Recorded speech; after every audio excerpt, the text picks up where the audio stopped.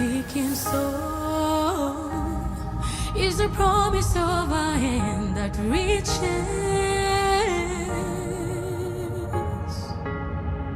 and goes beyond what angaza tumaini kote.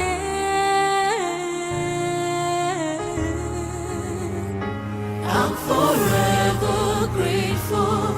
Ninashukuru ukarimu, ukarimu. I'm forever grateful.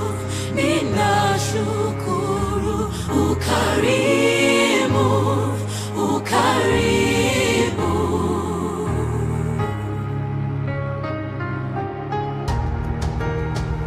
Rafiki soul is a promise of a hand that reaches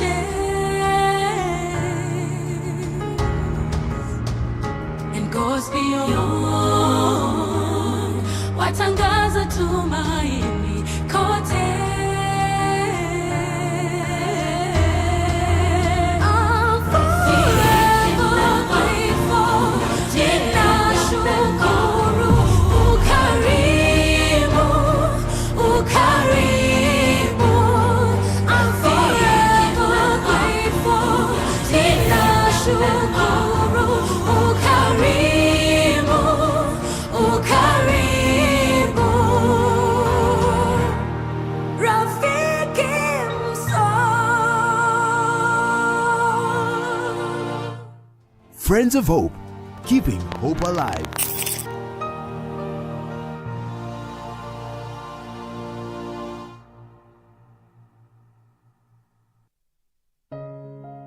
What if your pain had a purpose? What if your past was just a beginning of a greater story?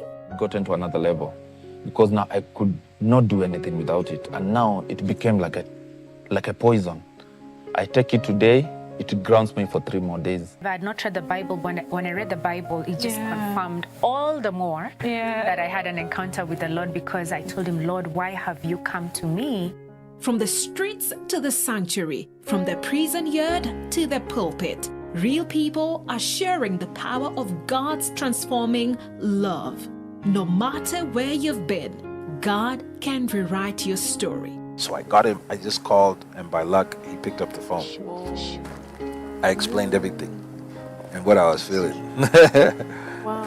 He started praying in tongues immediately over the phone, and that thing, whatever it was, it stopped.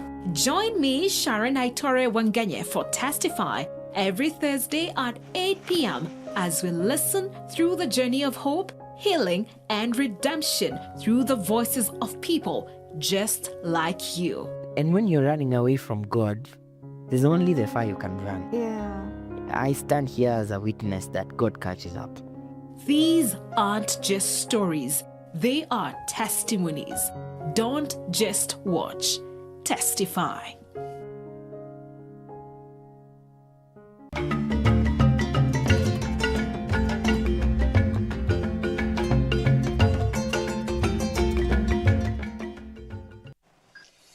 Hi, my name is Sharon Aitore Wangenye. Thank you so much for being one of our viewers. Start the conversation on ensuring that you're planning for your children's education. This is going to be a very powerful topic, and I believe it is also timely at such a time as this, as we have just begun this month of December. You know, sometimes we can get really carried away with the festivities and the celebrations and forget that January is coming. Our children's education is also waiting on us. So that's what we're going to be discussing today, and I know that it's going to be a beautiful, beautiful and also empowering discussion. I'm with Sellyne here, and of course, she's no visitor. She has been here before. You guys have gotten to interact with her, get to, just get from her wealth of wisdom when it comes to financial matters. And today, she's with us once again to help us navigate through our children's education and how we can plan well. Karibu sana Sellyne. Asante. Yes, you're looking lovely. Thank you. Thank you. I appreciate it. Yes, Yes. karibu sana, feel at home. Wewe hata sasa si mgeni, you know, but bado tutakupea kikombe ya chai, Thank you. you know, and we are glad that we are having this conversation. Maybe you can give a brief introduction to the people so that they know who Sellyne is. Thank you so much. A very good morning to you viewers. My name is Sellyne Agira, a financial advisor and an insurance expert. I'm grateful to be here this morning. Thank you for having me again. And I'm looking forward to discussing a topic that is quite important. Yeah. I'm so passionate about it. And I hope that every listener will be able to get something out of it. Thank you. Beautiful. And I think this is a very timely conversation, especially now. And maybe we can just begin by, what is the definition of planning for the education of your child? Just in a layman's language, what does it entail? Planning for education for a child entails starting early. Yeah. Meaning you're not waiting till it is late. Then you start getting into financial pressures that are unnecessary. It means you start from the beginning, where even at conception, you're supposed to just start saving towards that child's education so that you get easy time to educate this child. And I think the earlier you start, the better. The more lighter it becomes, the more lighter the journey becomes. Because when you start early, even with the little that you put in, will grow significantly over time. Yeah. Wow, that's really good. So that means even you've helped us to answer the question of when I should be doing it. And what are the dangers, or rather the pitfalls, of starting late when it comes to education planning? When it comes to education planning, when you start late, Yeah. you will be rushing towards everything. You will be under a lot of pressure. And also you will compromise the level of education, or rather whatever the dream you had for this child. Yeah. You'll compromise because you'd want to do with what you can afford at that particular moment. But when you start early, you'll be able to achieve even that dream that you have for your child in terms of level of education. Yes. You will be able to work with this child every step of the way because you've already planned. You know that when this child is getting to high school, when this child is getting to university, you are already you've already planned, and there is school fees in place and all that it entails around education. Because right now education is damn expensive. Yeah. If you don't plan early enough, you'll not be able to manage some of the requirements. Yes, that is true. Yes. And I think now it also comes in line with the choice of school. Yes, my exactly. child. Exactly. In fact, what you look at when it comes to education, which kind of school do you want to take your child? What skills do you want this child to have? Is it, if it is a school, is it an international exposure? Is it a local university? So that you're able to know even the cost, because all these come with a cost. And what I usually tell parents is that education, school fees are predictable, but the cost, or rather, they are predictable, yes, but they are not static. So you're supposed to start by knowing this. A parent will be able to appreciate the structured education plans that are there in the market. They will appreciate, and that is where the financial advisory comes in, where a financial advisor will be able to work with you, will be able to know what are your risk appetites, what is your income at that particular moment. So they are able to give you a roadmap that is tailored towards your financial status at that particular moment. And the big deal is start early and start with what you have, so that you can review the plans that you have every other time. You can review the plans regularly because income changes, so many things change along the way, the inflation rate, so you can review any point in time. That's the beauty of planning early so that you can be able to work around the plans. Yeah, beautiful. Yes. And I think there's also a question that is coming up. It is an issue of whether me planning for the education of my children and maybe saving that money, is it a saving or is it an investment kind of a plan? You know, what form does it take? What shape does it take?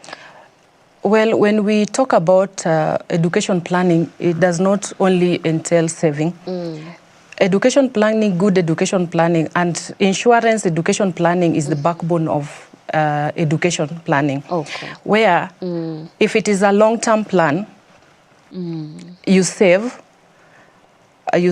towards it, you take your time to save towards it. And with education planning, it is not only a saving matter only. It is also ensuring, because a plan is not a plan until you have protected that plan. What do I mean? You take a plan, you say, this one is towards my children's education. It is a saving plan. Is this plan protected? It is, are the family covered, or is the child's education covered? By covering of the education of the child, is this plan that I have in place going to work for my child, whether in my absence or in my presence? By in your absence, I mean an unfortunate event can happen to you. This is critical illness or even death. Should the lights go off on you, you ask yourself, what would happen? Is the plan that I have can the plan that I have take care of education for my child, whether I'm there or not? So it is not just a matter of saving. You save and also you protect that child. In case you're not there, take a plan that there will be waiver on the premium that you do, that you're contributing. So this waiver, the company will be able, we put it quote unquote, the company will be able to take the initiative of paying the premiums or the waiver of premium, so that at the end of it, the maturity will be paid, whether you're there or not. If you're not there, the premiums, or rather the maturity, will still be paid. Tax-free amount of money, lump sum, everything will be paid. So that where you had planned for these children, to the end, the money that will be payable will be able to cater for school fees and all the necessary requirements. Yeah. Wow, and I think you have mentioned it, but maybe we can camp a little bit on that. You've mentioned something to do with tax-free. Yes. So maybe talk about some of the tax benefits when it comes to the education planning. When it comes to the education planning, any plan above 10 years is eligible for tax-free, is eligible to get the tax. So you're able to claim even the tax, which is 15%. On what you're contributing every month. And it is up to 60,000 per year. Oh, wow. That is 5,000 per month. That is the maximum that you can get. Then after accumulating the money, at the end of the period, you are able to get your lump sum amount of money, tax-free. So if maybe that's why I tell parents, you're supposed to automate your deductions, your premiums, so that you are able. It depends on which mode of payment you're using. It's better for you when you're using check-off. The better for you, because the tax-free amount that you're supposed to get will just come automatically out of your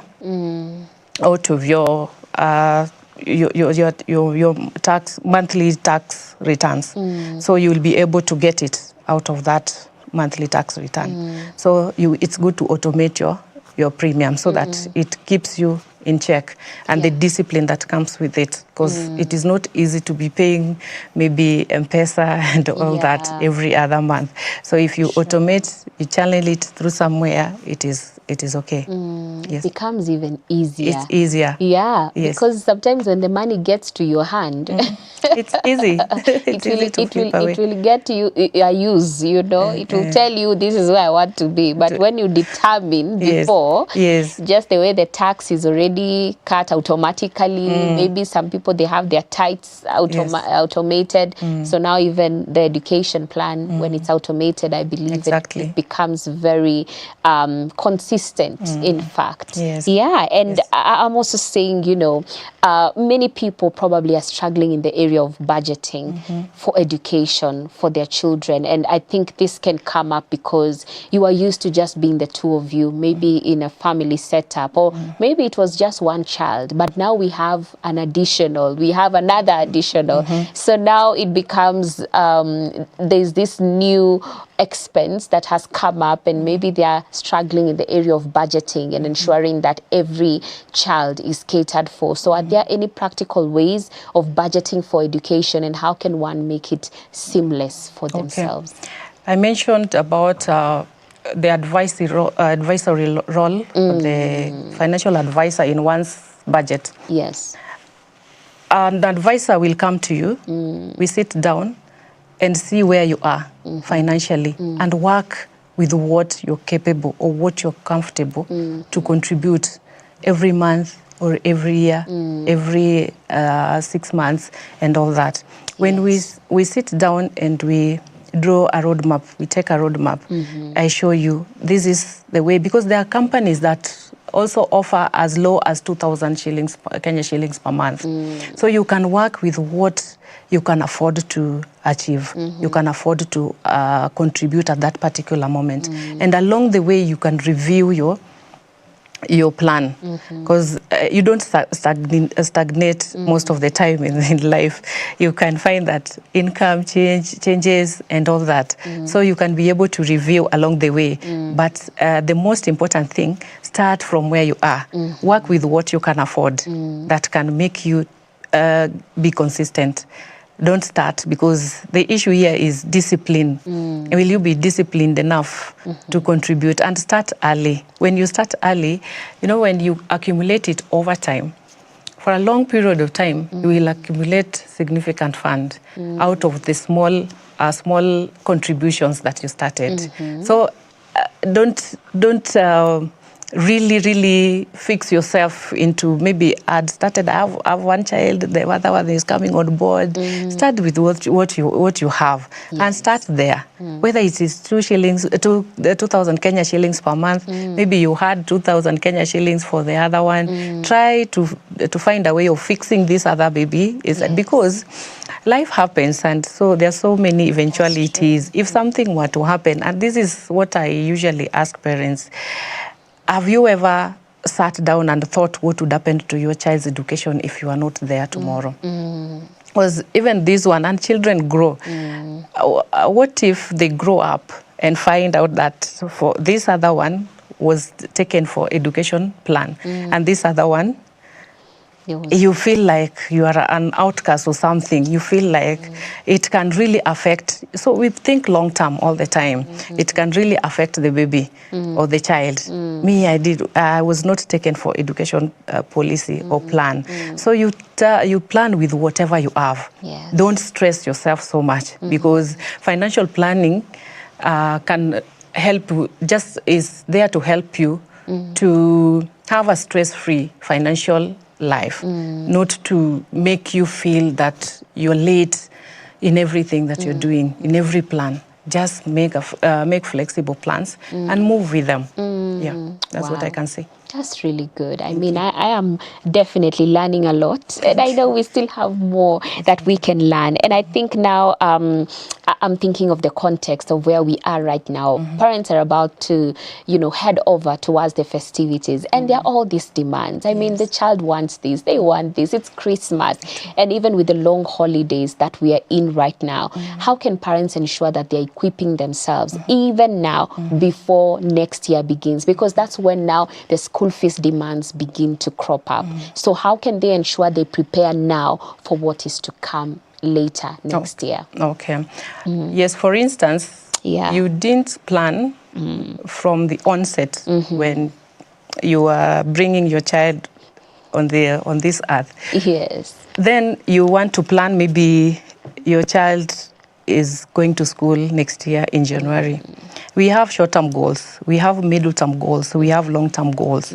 This one will call for you to have a short-term goal. And the short-term goal here, where you can accumulate money between now and January, you can have money market account. And this money market account is just for a short-term goal, because for maybe from 1 year to 5 years, you can use money market. It's not for a long-term thing. I can repeat, I said it here when I was here last. Yeah. You can have a money market account where you say, this one is towards my child's education in January, so that you don't spend everything over the holidays, and don't just dip into your child's account for emergencies. If you have an emergency, know where you're going to get it from. One of the mistakes that people make, or misconceptions, is that we feel that one plan can sort out all your other financial issues,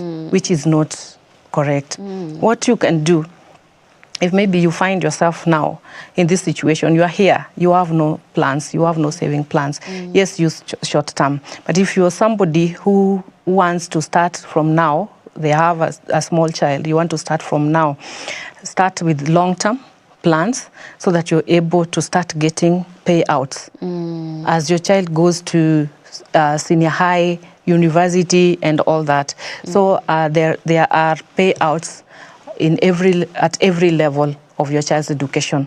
So you can start from there. If you're looking towards getting some money next year, have a short-term goal as you plan even for long-term goals. Maybe that is if you still have children who will need school fees later on in life. Yes. Oh, wow. That is important, because I'm sure there are people who maybe have not been able to do that, and now they're finding themselves in that place where they are just, hoping and praying that God will provide as they proceed. So I think that idea of having a short-term kind of like a money market fund can really be helpful and assist them along the way. And maybe I think I would love for us even to talk about the different types of education plans. If they are there, maybe you can break it down for us so that even a parent who is watching will know what will fit where I am or what I'm doing currently. Okay. Yes. I mentioned that the backbone of education planning is insurance. We are in this field and we've seen a lot where you just live, you plan the way you plan things, and some people usually say that I have rentals that I will use for school fees. I have whatever there for school fees. But have you ever asked yourself, what if a critical illness creeps in and swipes away all your savings and everything? That will even force you even to sell whatever the asset you've already acquired for yourself. All these financial vehicles or financial tools don't compete. They complement each other. So try as much as possible to have education policy, education plan, where it will cover, with education plans are tailored towards, they're structured, well structured. They're also protective. They're also long-term, which gives you ample time to accumulate as much as you can accumulate. So maybe you are on that level where your child probably is in, maybe, let's say, Form 2 right now, and some education, maybe they have outgrown. Work with what can work for you then. Like you can take a short-term plan, money market, which the returns are better than a normal saving plan, saving account. You can have that. But when your child is still young, please take an education policy. It doesn't matter. This one will come in handy when something, because it is guaranteed. The payouts are guaranteed and they are well structured. Because we work with with the ages of the babies, or rather the age of the baby. We plan with the age of the baby, that when this child gets to this level, they should get a certain payout. When they get to this other level, they should get a certain payout. So when you start from when the child is young, maybe still in pre-primary, you started a long time ago, and the child is in pre-primary, all the way to university, you will be using the insurance money to pay school fees. We have testimonies of people who have been educated with the insurance maturities. So these things work. Try. We have misconceptions outside here. Yeah. But most of the time, you know, what messes us up is, one of them is that we tend to look at return on investment so much, as opposed to the coverage that is there. You know, life is so fragile. You never know about tomorrow. And we see things happening, we hear stories, and in our everyday life, in our everyday operations, those are things that we experience as financial advisors in the field. And you find that when somebody is gone, a parent is gone, just like that, you find that the family is left in a situation where they don't know where to start from. The children are already in school, but they now can't continue because of lack of school fee. Remember, if a parent is gone, is not there tomorrow, education plan will make sure that this child has an education that the parent had ever dreamed for them. You get? Because the school fees will still be paid, the maturity will still happen, and the child will go to school. Those are things that we should think about, and just start, just do.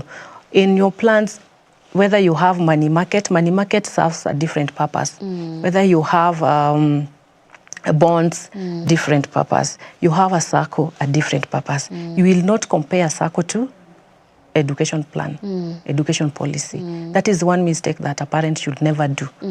Take education policy to give you that coverage, that protection that your child or children need.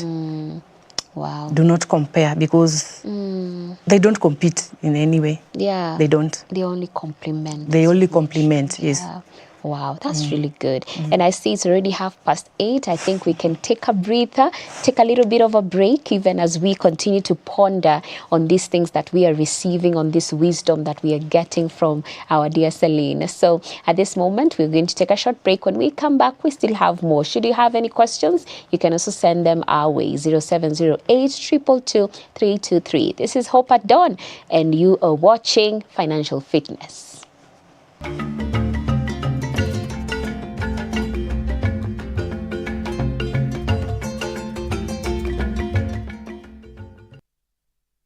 Need a breakthrough?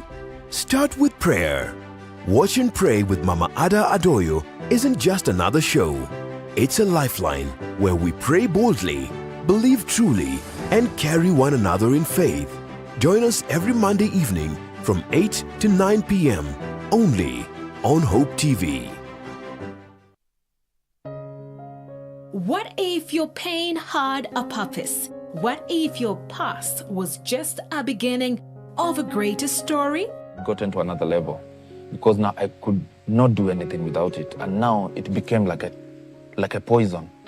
I take it today, it grounds me for 3 more days. If I had not read the Bible, when I read the Bible, it just confirmed all the more that I had an encounter with the Lord, because I told him, Lord, why have you come to me? From the streets to the sanctuary, from the prison yard to the pulpit, real people are sharing the power of God's transforming love. No matter where you've been, God can rewrite your story. So I got him. I just called, and by luck, he picked up the phone. I explained everything and what I was feeling. He started praying in tongues immediately over the phone, and that thing, whatever it was, it stopped. Join me, Sharon Aitore Wangenye, for Testify every Thursday at 8 p.m. as we listen through the journey of hope, healing, and redemption through the voices of people just like you. And when you're running away from God, There's only the far you can run. Yeah.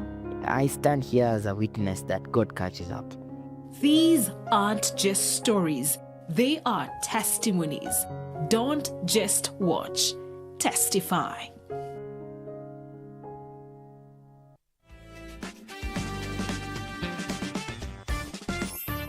Once you set the goal will guide you even on the which vehicle to use, whether are you meeting the threshold that is required or not. Yeah. So the goal becomes the first thing.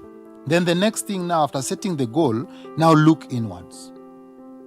Like the traditional African kitchen, 3 stones, Yes. Cooking your investments in a pot. You now need to balance this goal in those 3 stones. That it doesn't fall. Yes, and one of those stones there is objective. Objective. Yes. What do I want in this financial security or in this instrument that I want to use? Because the same instrument can have different goals. So that objective needs to be balanced with your risk appetite. That's stone number 2. My risk appetite. Are there things that I can withstand? To know that, by the way, my risk appetite may be based on the information I've had or experiences or exposure. There are certain things that I can withstand. And then the third one is horizon. So how much time do you have in that space? That is horizon. What can you withstand becomes your risk appetite. Objective becomes what do you want from that thing. Exactly. Yeah. Catch past episodes on our YouTube channel at Hope TV Kenya. Men on Record, every Friday at 7 p.m.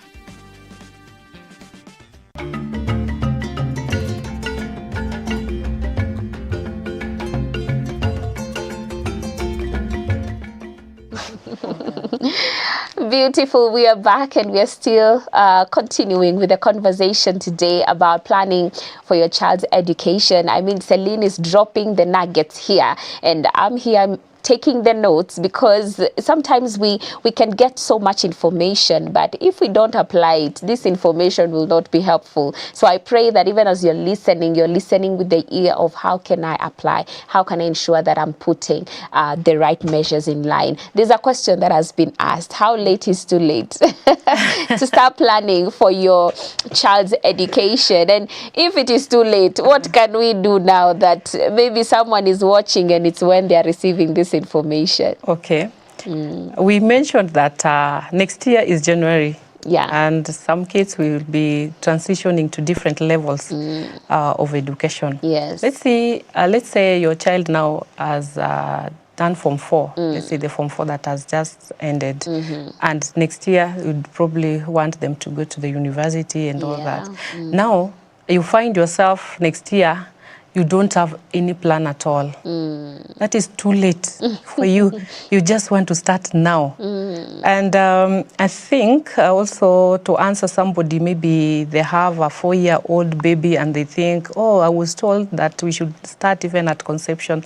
No, there are plans, actually there are plans that, there are education plans that start maturities start at 8 years. You start from 1 year to the 8th year, then the policy matures. There are different plans that have payouts in between. So you can check out which one suits the age of your baby. You can check that because there are those that start paying from 5 years like that to the end. So you can check which one they are there in the market. You can use a good financial advisor who will be able to take you through and know your needs. Because we might say when you start at this level, you're late. While there are financial tools outside there that you can still use to do what? To plan for your child's education. Yes. Oh. So we can't close somebody out and say it's too late. and say it's too late for them. They can still get something to work with. Yes. I think that's good encouragement because it means it's never too late to begin, but the earlier the better. The earlier the better, Definitely. especially right now. You know, as from next year, and you wanted a long-term education plan, next year children are going to school. When you take this, around this time, November, December, the best time to start education policies. Anyway, any other time is good, but around this time, because your money will mature around this time. Then come January, you already have school fees, you already have uniform, you have everything in place. So when it gets to January, your child just goes to school because you're sorted. They are sorted, yes. Wow. So if you're planning around that plan, yes. take education plan right now.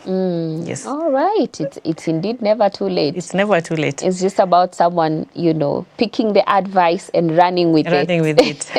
That's really good. And maybe let's, I would love for us to go back to the myths and misconceptions when it comes to education planning. I think you had mentioned it, but maybe we can camp on that a little bit more, because I think there are so many misconceptions around, that have prevented people from taking that step, or even fearing that I'm not sure this is a viable option. So maybe talk about them and demystify some of them. Okay.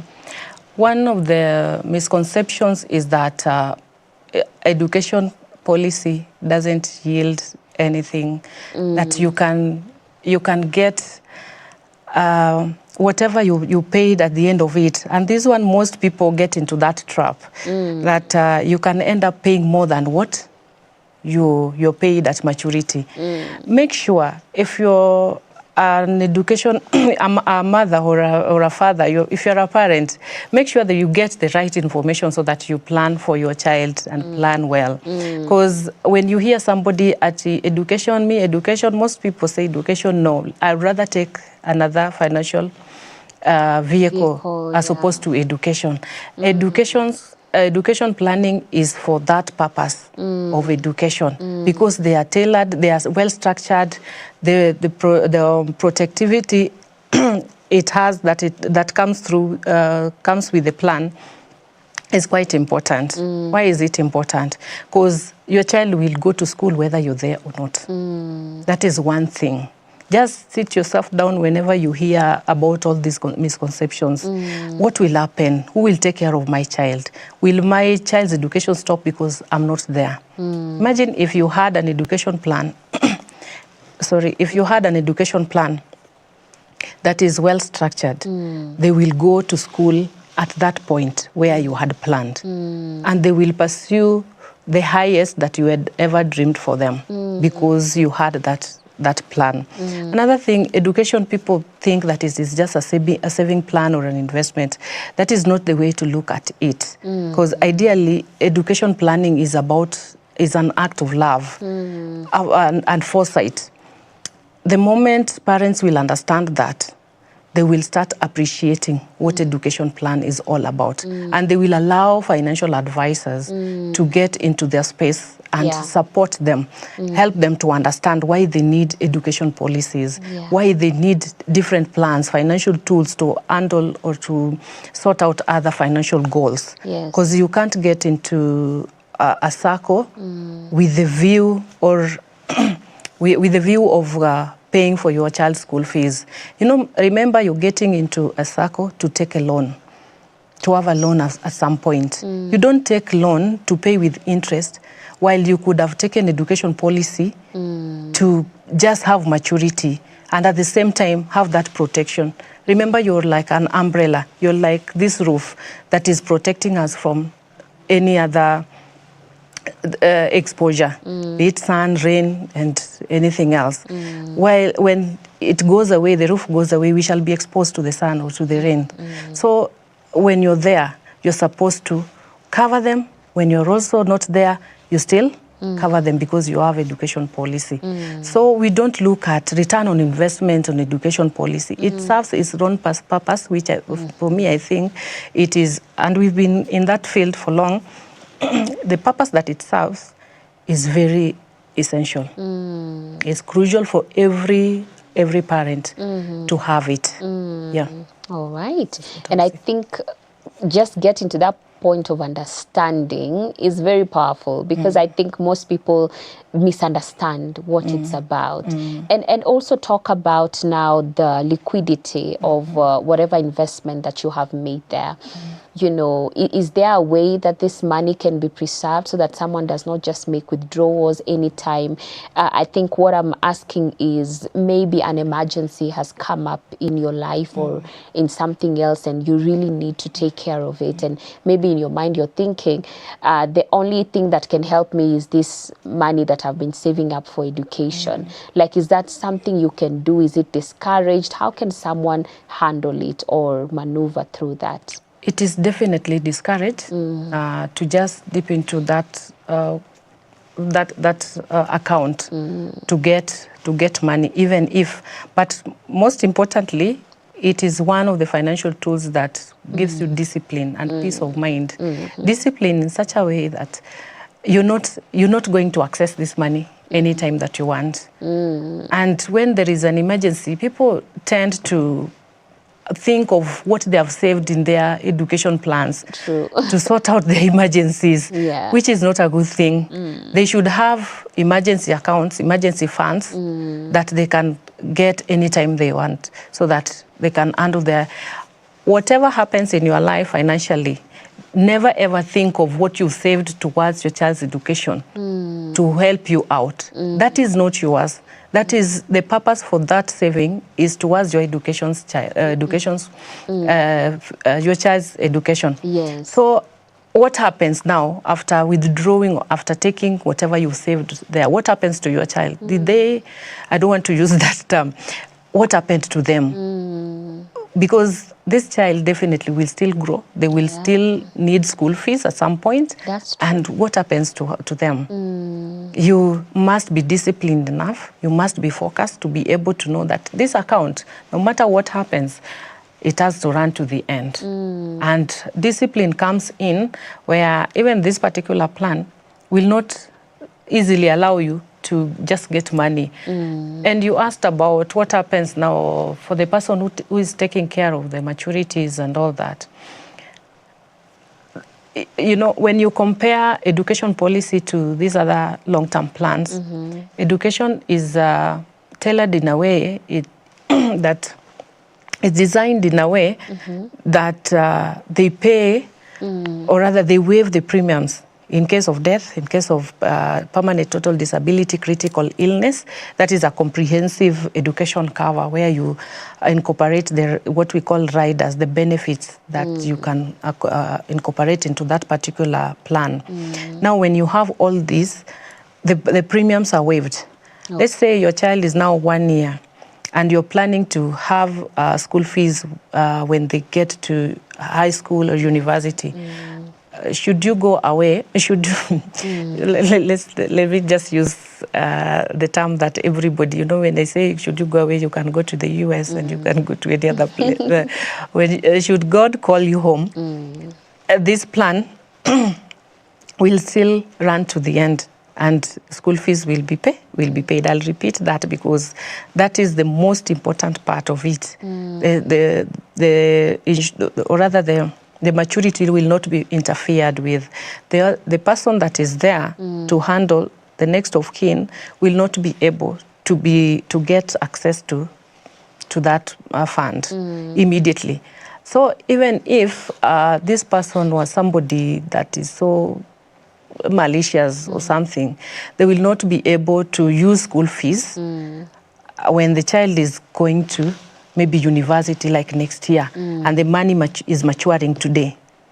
The school fees is maturing today, and the baby is supposed to go, the child is supposed to go to school, to university next year. They will not be able to be at their comfortable state if they use that money and the baby is needing school fees next year. But then if you took another one in place of education, you know, if something were to happen to this particular person or parent, probably the sum assured will be paid immediately. And 10 years down the line, you will not ask this person to give that money, or rather the money that was paid 10 years ago. It will not be easy, But this one makes sense in a way that the money matures when the baby just needs that money. Yes. Wow. I think there's a lot of awareness needed. True. When it comes to how to even handle it and to understand what the education plan is about. And it sounds more of an insurance than an investment or a saving. It's deeper. Yeah. So, and I think I love the fact that you've mentioned that even when you're not there, they will still cover because you had been consistent or you were saving towards it and ensuring that you're putting money there for the sake of that purpose. And, you know, maybe even as we are concluding, maybe talk to a parent who probably feels like I have not been able to do the best that I can when it comes to, you know, education planning for my child. Maybe they feel stuck, they feel confused, they feel like I've messed it up, I wish I began early. You know, what word of encouragement would you have for them, and maybe just to help them to know that it's never too late? Okay, what I would tell the parent, that's such a parent, ultimately education plan is just about the love that you give to your people or to your children.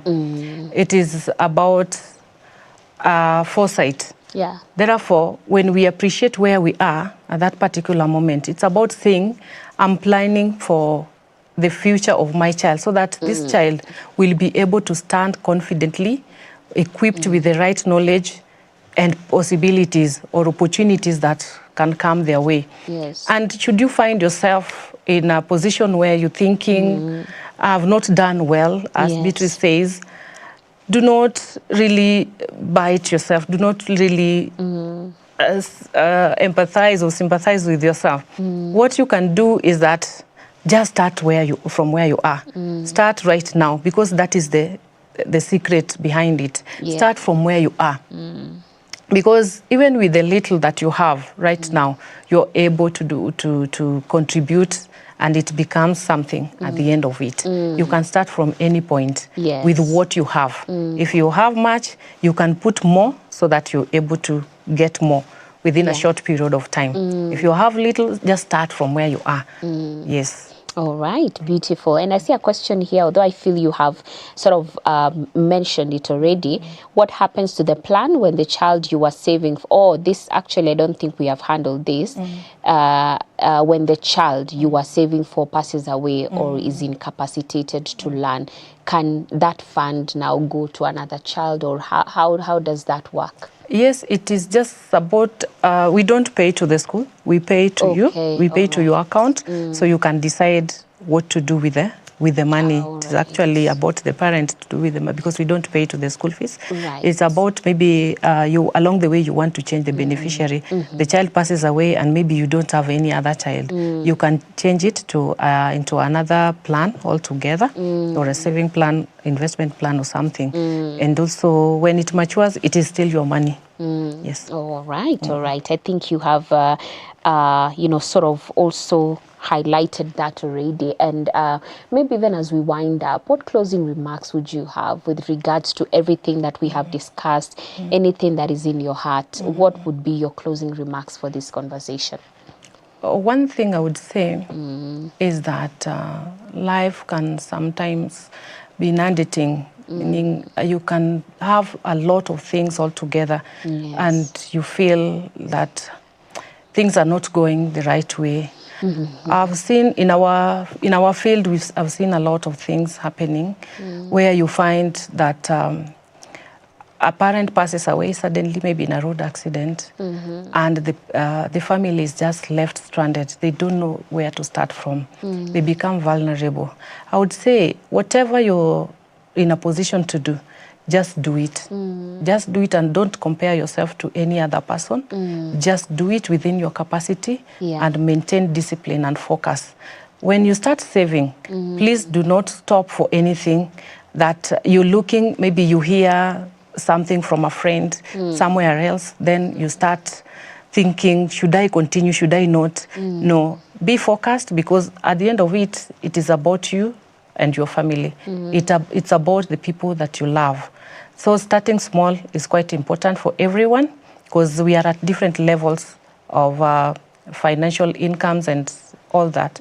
So start from where you are, move with it, and achieve your goals one by one. That's what I would tell somebody. Wow, that's very encouraging. And thank you so much, Sellyne, for that wonderful conversation.